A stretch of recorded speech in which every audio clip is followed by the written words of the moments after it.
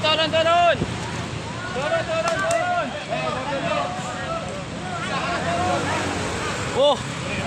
Sangat truk. Pria ini tiba-tiba menghentikan truk trailer yang melintas di jalan raya di depan kantor DPRD Kabupaten Situbondo, Jawa Timur, lalu naik ke atas kendaraan. Aksi nekat tersebut membuat arus lalu lintas macet hingga petugas gabungan berupaya mengevakuasinya. Seorang petugas bahkan harus naik ke atas truk untuk membujuknya.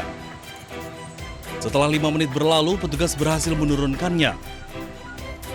Namun saat akan dimasukkan ke mobil Satpol PP, pria tersebut kembali memberontak.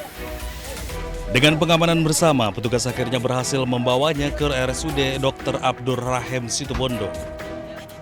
Menurut petugas, pria tersebut merupakan warga Magetan, Jawa Timur dan sebelumnya sempat mengamuk di sejumlah lokasi serta melarikan diri saat proses pendataan dinas sosial. Kemudian salah satu juga di Jalan Mawar itu ngamuk. Kemudian diamankan oleh teman-teman kami yang ada di lapangan.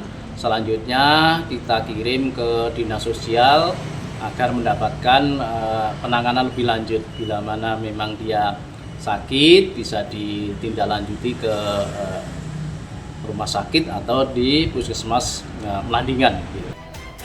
Setelah menjalani penanganan medis, pria tersebut rencananya akan dikembalikan ke dinas sosial Magetan. Dari Situbondo, Jawa Timur, Rizky Amirul Ahmad, iNews melaporkan.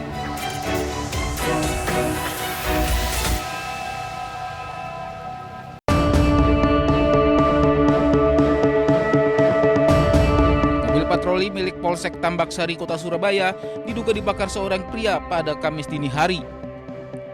Api membakar bagian belakang mobil patroli hingga menyambar gerobak dagangan milik warga. Mobil sudah lama terparkir di sekitar pagar lapangan sepak bola milik PT Kereta Api Indonesia di Jalan Mendut, Kecamatan Tambak Sari, Surabaya. Polisi yang melakukan penyelidikan kemudian menangkap seorang pria yang diduga terlibat pembakaran mobil. Pria tersebut diketahui merupakan warga Jalan Sawentar, Surabaya dan jalani pemeriksaan di Mapolrestabes Surabaya.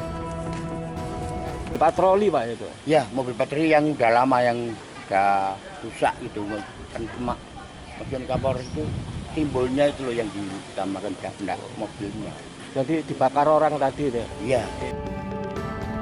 Masih belum ada keterangan resmi dari kepolisian terkait peristiwa ini.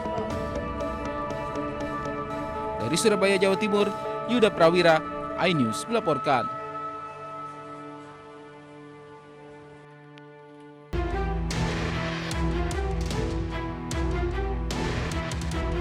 Presenter kondang Ruben Onsu resmi ditetapkan sebagai tersangka oleh penyidik Polres Metro Jakarta Selatan terkait dugaan tindak pidana penipuan atau penggelapan. Penyidik kepolisian menemukan bukti yang cukup untuk menaikkan status terlapor jadi tersangka. Menurut Kasih Humas Polres Metro Jakarta Selatan AKP Joko Adiwibowo, korban mengaku mengalami kerugian akibat janji investasi yang ditawarkan oleh pihak Ruben. Tergiur dengan janji keuntungan yang menggiurkan, korban kemudian menyerahkan sejumlah modal kepada mantan suami Sorwenda tersebut.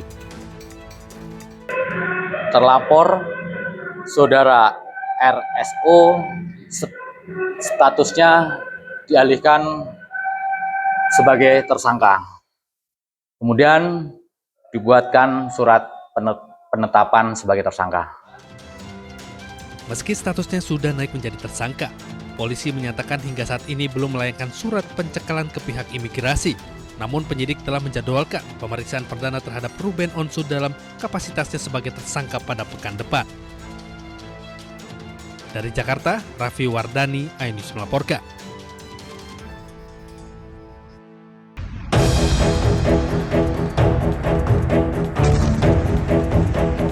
Perang Timur Tengah semakin meluas ketika negara yang terlibat Amerika Serikat, Israel, dan Iran saling menggalang kekuatan.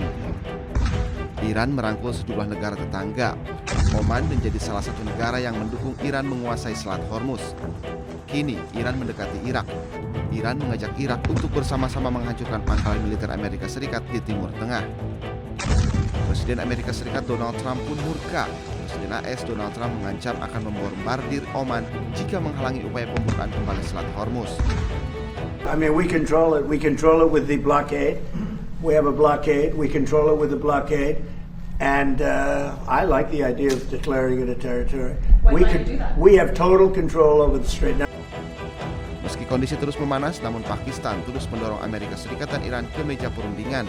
Namun hingga kini belum ada kesepakatan antara keduanya.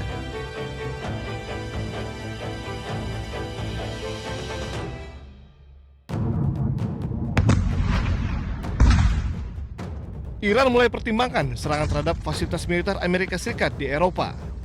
Nantinya, serangan akan difokuskan pada fasilitas militer AS di Eropa bagian selatan dan tenggara. Tindakan ini akan diambil bila AS terus menyerang Iran. Salah satu yang menjadi target adalah Bulgaria yang telah menyetujui penggunaan pangkalan udara Besmer untuk pesawat pengisian bahan bakar AS. Bulgaria pun telah bersiap menghadapi serangan Iran. Отношение на базата в Безмер, координирано с Министерството на отбраната и под ръководството на министър-председателя сме предприели всички възможни мерки. Включително сме се подсигурили, като мерките, които сме предприели, са за много по-високо ниво на заплаха от тази, която реално се докладва по линия на службите и постъпващата информация. Следим постоянно ситуацията и процесите и ще продължаваме да прилагаме мерки, които са изпреварващи и са в много по-голяма степен така интензивни спрямо нивото на информацията за заплаха към момента. Tak hanya itu, serangan yang menewaskan 3 personel militer AS menjadi bukti kemampuan Teheran menyerang target dalam jarak jauh.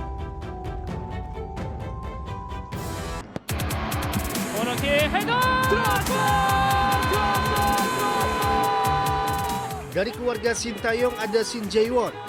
Lahir 16 September 1998, Jae-won berposisi sebagai sayap atau gelandang dan mampu bermain beberapa posisi. Memulai karir profesional bersama FC Seoul, Jae-won sempat membela Ansan Greeners dan Suwon FC sebelum bergabung dengan Seongnam FC pada 2023. Pada Januari 2026, Bucheon FC resmi merekrut Jae-won.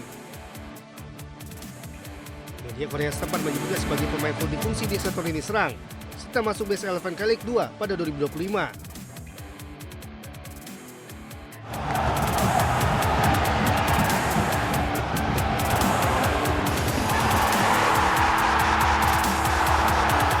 Beralih ke keluarga Patrick Kluivert, nama Justin Kluivert menjadi salah satu yang paling matang secara karir.